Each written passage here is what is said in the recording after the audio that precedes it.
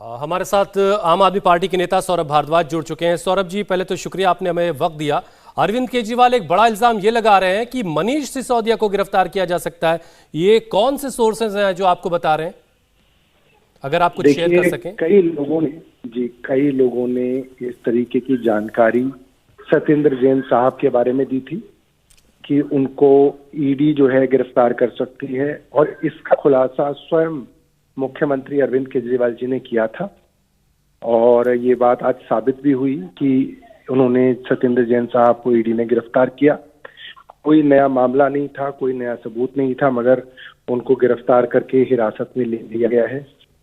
उसी तरीके से मनीष सिसोदिया जी के बारे में भी उन्हीं सोर्सेज से ये खबर आ रही है कि वो मनीष सिसोदिया को भी किसी फर्जी केस के अंदर जो है गिरफ्तार करने वाले हैं। और बड़ा कारण ये है कि जो शिक्षा क्रांति दिल्ली के अंदर हुई, जिसके लिए देश के अलग अलग राज्यों से शिक्षा मंत्री आते रहे हैं, यूएन से कोई आए या यूएस की प्राइम मिनिस्टर प्रेसिडेंट की वाइफ आए, सब लोगों की दिलचस्पी रहती है कि दिल्ली के स्कूलों के बारे में वो जाने। तो जिस तरीके से सत्येंद्र जैन साहब को टारगेट किया गया, उसी तरीके से अब सिसोदिया जी को टारगेट किया जाएगा। लेकिन सौरभ जी, जो सत्येंद्र जैन के खिलाफ कार्रवाई हुई है, वो ईडी पहले से इस मामले की जांच कर रही थी, और सीबीआई अगर जिस क्लोजर रिपोर्ट की बात भी करती है, वो केस अलग था। दूसरे केस पर अभी भी सीबीआई अपना काम कर रही है। तो ऐसे में क्लीन चिट दे देना ये कहाँ तक सही है? देखिए, जिस तरीके से सत्येंद्र जैन साहब पर सीबीआई ने मुकदमे दर्ज किए थे, उसी तरीके से कई वर्षों पहले मनीष सिसोदिया जी की भी इंक्वायरी जो है सीबीआई ने कई मामलों में की है। उसके अंदर कई सालों की इन्वेस्टिगेशन के बाद भी कुछ निकला नहीं।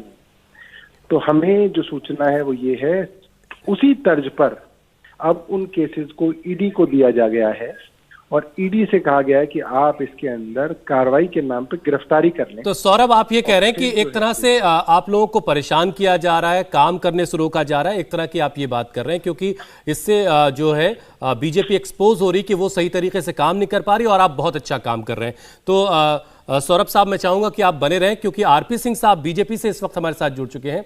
आरपी सिंह साहब, सौरभ भारद्वाज हमारे साथ हैं। अभी हमने अरविंद केजरीवाल को सुना। यहां तक का आरोप लगाया जा रहा है कि अब आप लोग, मतलब बीजेपी की जो सरकार है, बीजेपी की केंद्र में सरकार है, वो अब मनीष सिसोदिया की गिरफ्तारी हो सकती है। केजरीवाल को उनके सोर्सेज से पता चल रहा है। तो ये जो बदले की कार्रवाई का आरोप लग रहा है, इस पर आप क्या जवाब देंगे?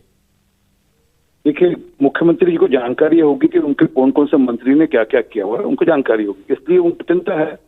इसलिए उन्होंने सत्येंद्र जैन जी के बारे में पहले से बताया था, उनको जानकारी थी कि क्या क्या मामला है, क्या नहीं है, कैसे कैसे क्या क्या मामला है। और सिसोदिया साहब के बारे में बोल रहे तो उनको जानकारी होगी, मंत्री ने कहाँ कहाँ क्या कैसे कैसे क्या किया, जानकारी में होगा, इसलिए वो पहले से उसको प्रियंट कर रहे हैं। तो जो वो बार बार स्टेटमेंट दे रहे हैं कि मैंने चेक कर ली पेपर आपने चेक किया, बता दीजिए। पेपर पब्लिक डोमेन में ले गए, सबको बता दीजिए। वो पेपर कोर्ट में पेश कर दीजिए, कोर्ट से बेल लीजिए, कोर्ट में जाकर सुप्रीम कोर्ट के लीजिए, अपना केस क्वैश करा लीजिए। अरे पढ़े लिखे लोग हैं तो क्वैश करा सकते हैं। केजरीवाल साहब तो आईएएस है, रहे हैं, तो ये सब कर सकते हैं। और मेरा सौरभ भारद्वाज से निवेदन है कि आप इंडिफेंसिबल को डिफेंस मत करिए। अच्छे लोगों में से आम आदमी पार्टी में इंडिफेंसिबल को डिफेंस मत करिए। आगे ताहिर हुसैन को आप डिफेंड करते रहे, ताहिर हुसैन की अरेस्ट हुई। इसी पर आप जो लोग हैं वो जांच के दायरे में है, और ये केसेस नहीं सिंह साहब, देखिए, अभी भारद्वाज जी ने कहा कि समस्या ये है कि केंद्र सरकार परेशान हो रही है, दिल्ली की सरकार इतना अच्छा काम कर रही है। मनीष सिसोदिया के बारे में अरविंद केजरीवाल ने कहा कि अगर वो भ्रष्ट होंगे तो फिर ईमानदार कौन है? नहीं, भ्रष्ट ना होना या है ना, ये तो कोर्ट तय करते हैं ना जी। ये जांच एजेंसियां कोर्ट के सामने सबूत पेश करती हैं। अभी जांच एजेंसियां कोर्ट के सामने सबूत पेश करेंगे, में उसमें दूध का पानी का पानी हो जाएगा। वो जो पैसा यहाँ से पैसा ट्रांसफर हुआ कलकत्ता के दफ्तर में, जहाँ से कोई 16 कंपनियों से पैसा वापस ट्रांसफर हुआ उनकी कंपनियों में, वो पैसा किसका था, ये तो जवाब देना ही पड़ेगा। आरपी साहब, लेकिन एक बात नहीं समझ में आ रही है, 2016 में मामला दर्ज हुआ, 17 में पूछताछ हुई, और इतने वक्त से ईडी खामोश बैठी थी, अब अचानक से जागी है। तो ईडी से भी तो पूछ लिया कीजिए कि भाई इतने सुस्त रफ्तार से आप लोग काम क्यों कर रहे हैं? चलिए, मैं आज का उत्तर देता हूँ। सिर्फ रफ्तार नहीं होती, इतने सारे 16 कंपनीज में पैसा गया, 16 कंपनी से आगे 5-6 कंपनी में, यहाँ 6 कंपनी में पैसा यहाँ आया उन कंपनी का, और ये केस आती जा के पास इनकम टैक्स के पास पहले गया था। इनकम टैक्स क्योंकि रेट आपकी आवाज थोड़ी कट रही है आरपी साहब, बहुत बहुत शुक्रिया, आपने में वक्त दिया। सौरभ आपका भी बहुत बहुत शुक्रिया। तो केजरीवाल ये आरोप लगा रहे हैं कि उनकी सरकार को काम नहीं करने दिया जा रहा। जो बात वो पहले मीनाक्षी कहते थे काफी वक्त पहले, वो उसी तरह की बात अब कर रहे हैं, लेकिन बहुत सारे सवाल हैं जिनके जवाब अभी मिलने बाकी हैं।